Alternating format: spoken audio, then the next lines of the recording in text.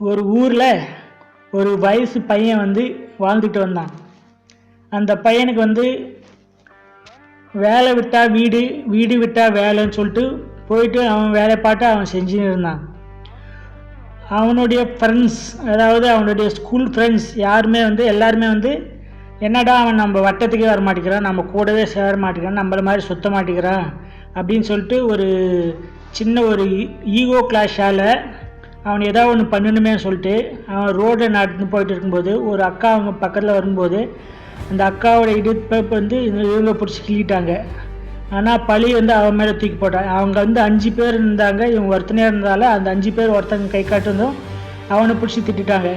ஏன்டா உனக்கெல்லாம் அக்கா தங்கச்சி இல்லையா, இப்படி போய் உங்கள் அம்மா கிட்ட பண்ணுறான்னு சொல்லிட்டு திட்டிட்டு போயிட்டாங்க. இவனுக்கு வந்து அவங்கள பார்த்து கோபம் வருது, அதே நேரத்தில் இன்னுமே அவங்கள பண்ண முடியலையேன்னு சொல்லிட்டு, ஏன்னா ஆதாரம் இல்லையேன்னு சொல்லிட்டு ரொம்ப சோகமாக இருக்கான். ஸோ வீட்டுக்கு போகிறான். வீட்டுக்கு போய் ரொம்ப நேரம் யோசிக்கிறான்.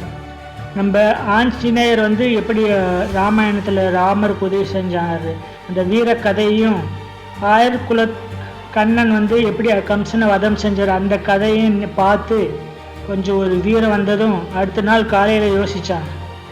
இவங்கக்கிட்ட வந்து அகிம்சையாக போய் ஒன்றும் பண்ண முடியாது, அந்த அக்கா கிட்டே போய் அகிம்சையாக போய் ஒன்றும் பண்ண முடியாது, இவங்கக்கிட்ட அகிம்சையாக போனால் மறுபடியும் தான் எங்களை சீடிட்டே வருவாங்க. அதனால் இவங்ககிட்ட அகிம்சையாக போனால் முடியாது, நம்ம அதோடைய வீரத்தை தான் காட்டணும்னு சொல்லிட்டு அவங்க 5 பேரையும் போட்டு புரட்டி அடித்து ஒரு இடத்துல உட்கார வச்சு அந்த அக்கா வரும்போது அந்த அக்கா கிட்ட இவன் வந்து கேட்டான், அக்கா நில்லுங்க, நேற்று உங்கள் இடுப்பு கிள்னது யார் தான் சொல்லிட்டு அந்த 5 பேரை பார்த்து கேட்டதும் அந்த 5 பேரில் ஒருத்தன் வந்து இவன் தான் சொல்லிட்டு கையை கட்டாங்க.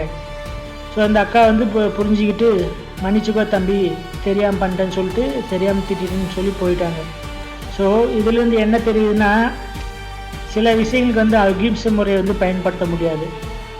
உங்களுக்கு ஏதாவது பிரச்சனைனா நீங்கள் தான் முன் வந்து இது பண்ணணும். ஸோ அதுக்கேற்ற மாதிரி ஆடுற மாட்டை ஆடித்தான் கிடக்கணும், பாடுற மாட்டை பாடி தான் கிடக்கணும். இந்த கதைக்கு ஏற்ற மாதிரி உங்களை வந்து நீங்கள் தயார்படுத்திக்கோங்க. ஒரு லைக் போட்டுக்கோங்க நம்ம சேனலுக்கு.